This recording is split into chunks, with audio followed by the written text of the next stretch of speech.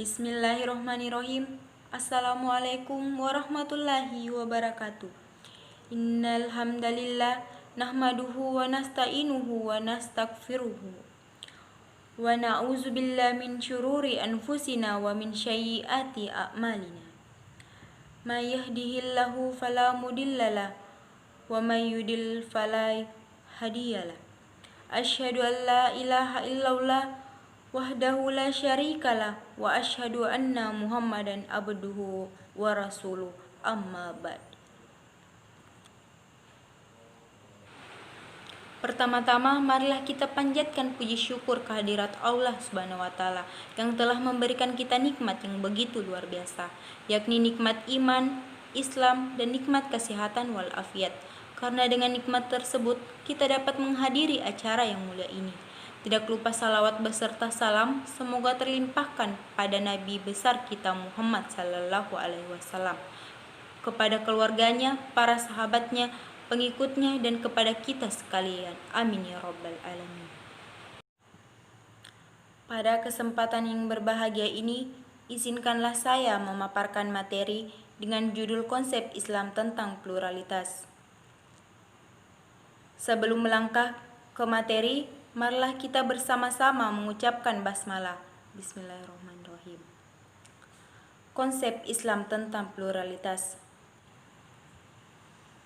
Pluralitas berasal dari dua kata, yaitu pluralisme dan agama.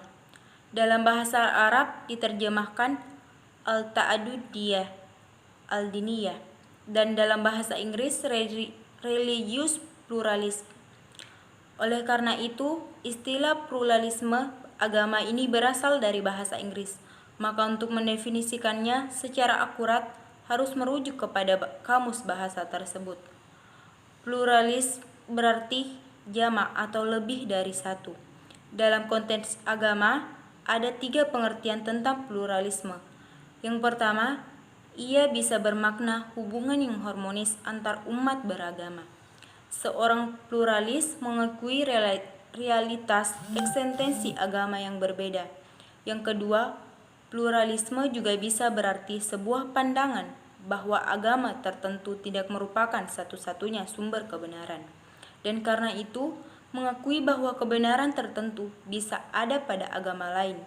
Yang ketiga, pluralisme bisa merupakan sinonim dari ekumenisme, yaitu paham yang mempromosikan persatuan, kerjasama, atau saling pengertian antar agama atau denominasi dalam sebuah agama. Namun demikian, pada umumnya penganut pluralisme ini menolak relativisme agama. Mereka tidak yakin bahwa kebenaran agama itu relatif. Mereka mengakui bahwa agama-agama yang berbeda bisa membuat klaim kebenaran agama yang berbeda, tetapi tidak saling bertentangan. Yang kedua, pluralitas dalam Al-Quran secara implisit. Dalam Al-Quran ada beberapa ayat yang isinya mengarah pada nilai-nilai pluralitas. Misalnya, yang pertama, surat Al-Hujurat ayat 13.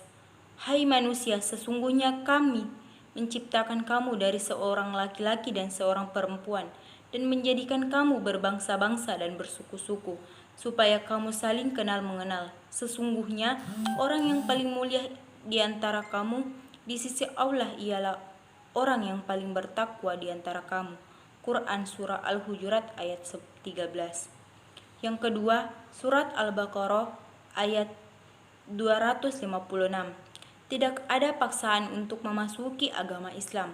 Sesungguhnya telah jelas jalan yang benar daripada jalan yang sesat. Quran Surah Al-Baqarah ayat 256. Yang ketiga, surat Yunus ayat 99. Dan jikalau Tuhanmu menghendaki, tentulah beriman semua orang yang di muka bumi seluruhnya. Quran Surah Yunus ayat 99. Yang keempat, surah Al-Ka'run ayat 6. Untukmu agamamu dan untukkulah agamaku. Quran Surah Al-Ka'run ayat 6. Yang kelima, surah Al-Maidah ayat 65. Sesungguhnya orang-orang yang beriman orang-orang Yahudi, Sahaibin, dan orang-orang Nasrani. Barang siapa berani kepada Allah pada hari kemudian dan berbuat kebajikan, maka tidak ada rasa khawatir padanya dan mereka tidak bersedih hati. Quran Surah Al-Maidah ayat 65. Yang keenam, Surah Al-Mumtahanah ayat 9. Sesungguhnya Allah hanya melarang kamu menjadikan sebagai kawanmu orang-orang 12 yang memerangimu karena agama dan mengusir kamu dari negerimu dan membantu orang lain untuk mengusirmu. Quran Surah Al-Mumtahanah ayat 9. Yang ketiga, pluralitas. Dalam hadis Nabi Shallallahu Alaihi Wasallam, Imam Bukhari meriwayatkan dalam kitab Jenazah 1229 yang artinya, pada suatu saat telah dibawa seorang jenazah. Kemudian Nabi berdiri, lalu ada yang mengatakan kepada Nabi bahwa jenazah tersebut adalah seorang Yahudi. Maka Nabi bersabda, bukanlah dia juga jiwa. Ini berarti jiwa manusia mempunyai kehormatan dan kedudukan apapun agama yang dianutnya. Konsep Islam tentang toleransi. Toleransi dalam Islam pada awalnya ditandai oleh perjanjian Hudaibiyah yang diperkasai oleh Nabi Muhammad Sallallahu Alaihi Wasallam. Toleransi dalam Islam adalah otentik, yang artinya tidak asing lagi dan bahkan mengeksistensi sejak Islam itu ada. Karena sifatnya yang organik, maka toleransi di dalam Islam hanyalah persoalan implementasi dan komitmen untuk mempraktikkan secara konsisten. Namun, toleransi beragama menurut Islam bukanlah untuk saling melebur dan dalam 7 keyakinan, bukan pula untuk saling bertukar keyakinan di antara kelompok-kelompok agama yang berbeda itu. Yang pertama, pengertian toleransi, di mana toleransi Arab as-samaha adalah konsep modern untuk menggambarkan sikap saling menghormati dan saling bekerja sama di antara kelompok-kelompok masyarakat yang berbeda, baik secara etnis, bahasa, budaya, politik maupun agama. Toleransi karena itu merupakan konsep agung dan mulia yang sepenuhnya menjadi bagian organik dari ajaran agama-agama, termasuk agama Islam. Fakta-fakta historis itu menunjukkan bahwa masalah toleransi dalam Islam bukan konsep asing. Toleransi adalah bagian integral dari Islam itu sendiri, yang detail-detailnya kemudian dirumuskan oleh para ulama dalam karya-karya tafsir mereka. Yang kedua, toleransi dalam Islam secara definisi adalah damai, selamat, dan menyerahkan diri. Definisi Islam yang demikian sering dirumuskan dengan istilah Islam agama 8 rahmatal lil alamin, atau agama yang mengayomi seluruh Islam. Ini berarti bahwa Islam bukan untuk menghapus semua agama yang sudah ada. Islam menawarkan dialog dan toleransi dalam bentuk saling menghormati. Sembahlah olehmu sekalian akan daku atau saja. Ayat ini menegaskan bahwa pada dasarnya umat Islam itu tunggal, tapi mereka berpencar memiliki keyakinannya masing-masing. Jadi, ayat ini dengan amat jelas menyuguhkan suatu konsep toleransi antar umat beragama yang didasari oleh kepentingan yang sama, yaitu menjauhi konflik. Saling menghargai dalam iman dan keyakinan adalah konsep Islam yang umat komprehensif. Konsekuensi dari prinsip ini adalah lahirnya spirit takwa dalam beragama. Karena takwa kepada Allah melahirkan rasa persaudaraan universal di antara umat manusia, fakta historis toleransi juga dapat ditunjukkan melalui Piagam Madinah.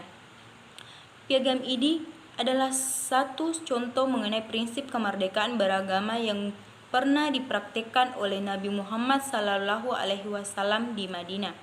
Di antara butir-butir yang menegaskan toleransi beragama adalah sikap saling menghormati di antara agama yang ada dan tidak saling menyekati serta saling melindungi. Anggota yang terikat dalam Piagam Madinah sikap pelindung dan saling tolong-menolong tanpa mempersoalkan perbedaan keyakinan juga muncul dalam sejumlah hadis dan praktis Nabi. Bahkan sikap ini dianggap sebagai bagian yang melibatkan Tuhan. Disinilah konsep Islam tentang toleransi atau as-samahah menjadi dasar bagi umat Islam untuk melakukan muamalah atau hablum minan nas yang ditopang oleh kaitan spiritual kokoh. Hablum minallah, konsep Islam dalam keanekaragaman Islam sebagai realitas. Religio kultur berada pada dua korpus besar, Islam sebagai korpus wahyu dan Islam sebagai korpus historis. Islam pada korpus pertama adalah Islam ideal yang berada dalam kerangka wahyu, bersifat normatif atau tradition, sebagaimana dikandung dan ditunjukkan oleh teks-teks Al-Quran. Sedangkan Islam historis adalah Islam yang berada pada rangka lokal tradition sebagai yang dibaca, dimengerti, dipahami, dan dipraktikkan oleh umat dalam konteks waktu dan ruang yang berbeda-beda. Ketika Nabi masih berada di tengah-tengah umat, semua persoalan dikembalikan dan dijawab oleh beliau. Oleh karena itu, di era nubuwah tidak terdapat perbedaan mazhab. Perbedaan mazhab muncul ketika Nabi Muhammad wafat, yakni ketika menetapkan tokoh-tokoh yang paling layak memimpin umat menggantikan Nabi Muhammad SAW. Inilah cikal bakal 11 lahirnya dua mazhab besar dalam Islam, Sunni dan Syiah. Sedikitnya ada 4 alasan tidak perlu mengenal mazhab-mazhab dalam Islam. Pertama, adanya beragam mazhab dan Islam merupakan realitas yang harus dipandang sebagai kekayaan budaya Islam. Kedua, adanya beragam mazhab memungkinkan kita memiliki banyak pilihan untuk mengatasi permasalahan kehidupan modern. Ketiga, di era globalisasi yang ditandai dengan revolusi informatika, arus informasi begitu mudah diakses, termasuk informasi tentang Islam mazhab merupakan ulama besar. Yang keempat, imam mazhab telah mencurahkan dirinya dalam meneliti pendapat-pendapat yang dipastikan dan yang belum dapat dipastikan, sehingga para pengikutnya terbebas dari segala perubahan dan penyimpangan. Dan imam mazhab mengetahui hadis yang sahih, 12 dan yang lemah, dan 4 ulama dari generasi ke generasi mengikuti 4 mazhab. Beragamnya mazhab dan keyakinan religius dalam Islam di satu sisi mengharuskan setiap orang muslim Islam perlu terus belajar sepanjang hayat. Jangan puas dengan pengetahuan agama yang telah dimiliki secara sosial historis. Hadirnya Islam di Indonesia juga tidak bisa lepas dari konteks multikultural, sebagaimana yang bisa dibaca dalam sejarah masuknya Islam Nusantara yang dibawa oleh Wali Songo, selanjutnya menjadikan Islam multikultural sebagai topik atau wacana masih menarik dan perlu disebarluaskan. 14. Multikulturalisme merupakan salah satu ajaran Tuhan yang sangat berguna dan bermanfaat bagi umat manusia dalam rangka untuk mencapai kehidupan yang damai. Hanya saja prinsip-prinsip multikulturalisme itu sering tercemari oleh perilaku-perilaku radikalisme, eksklusifisme, intoleransi, dan bahkan fundamentalisme.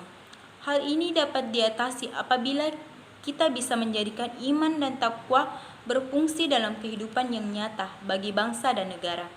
Bila iman dan takwa itu telah berfungsi dalam kehidupan kita masing-masing dan agama telah berfungsi dalam kehidupan bermasyarakat, berbangsa dan bernegara, maka perilaku radikalisme, eksklusifisme, intoleransi, dan fundamentalisme akan terhindar dari diri umat beragama dan kita akan menjalani hidup yang demokratis yang penuh dengan kebersamaan dan persaudaraan. Dengan demikian akan tercipta keharmonisan hingga berbangsa dan bernegara dan terhindar dari konflik-konflik yang bernuansa agama. Demikianlah ceramah agama yang dapat saya sampaikan pada kesempatan ini. Semoga dapat bermanfaat bagi kita semua dan dapat kita aplikasikan dalam kehidupan sehari-hari.